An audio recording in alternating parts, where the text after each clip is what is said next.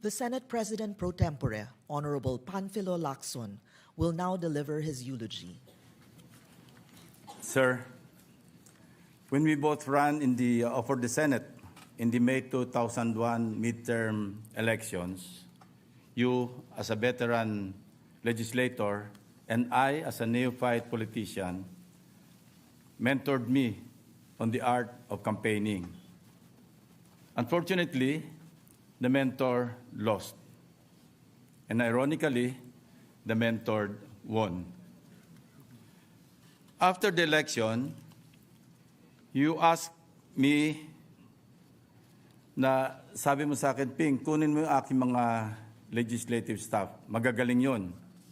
Of course I did. So in my first term as a senator, my office was not built from scratch. It was built on trust. 25 years later, they are still with me.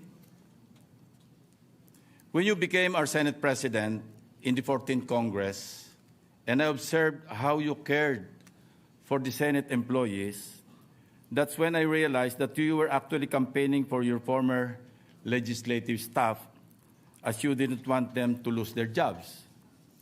But you were right, sir. They were really good. Otherwise, they would not have lasted this long in my office.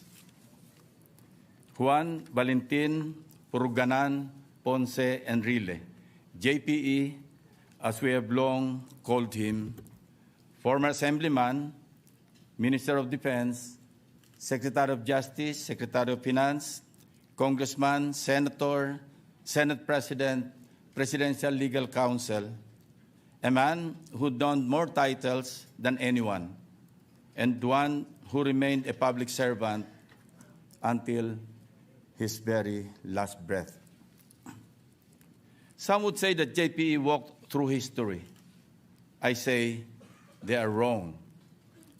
JPE did not simply pass through history.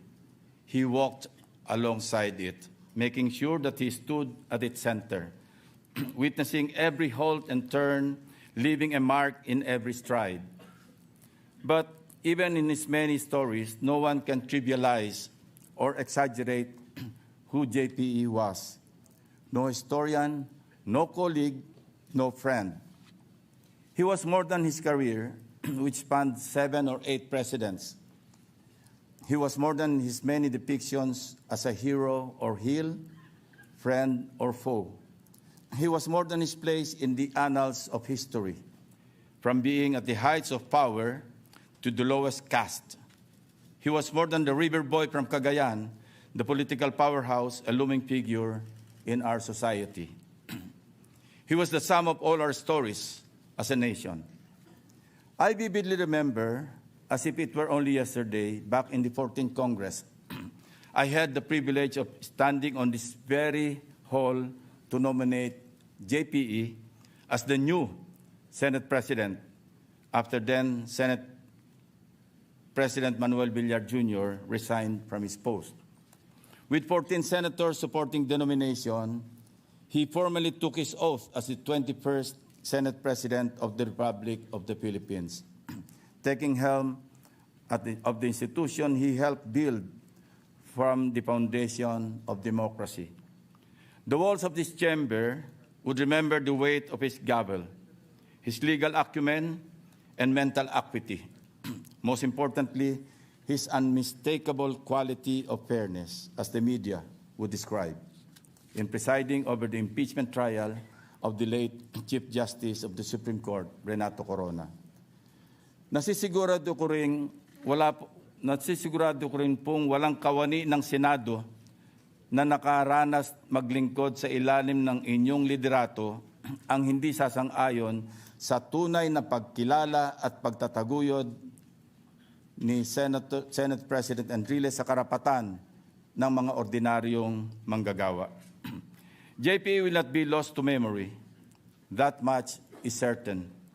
As we close his long, often nuanced story, there is a sense that the nation has turned a page, entering a new era. May this dawn be more than just a marker, but a moment of national introspection. May you challenge us to finally distill the enduring lessons from the vast, winding story he leaves behind. Thank you, sir.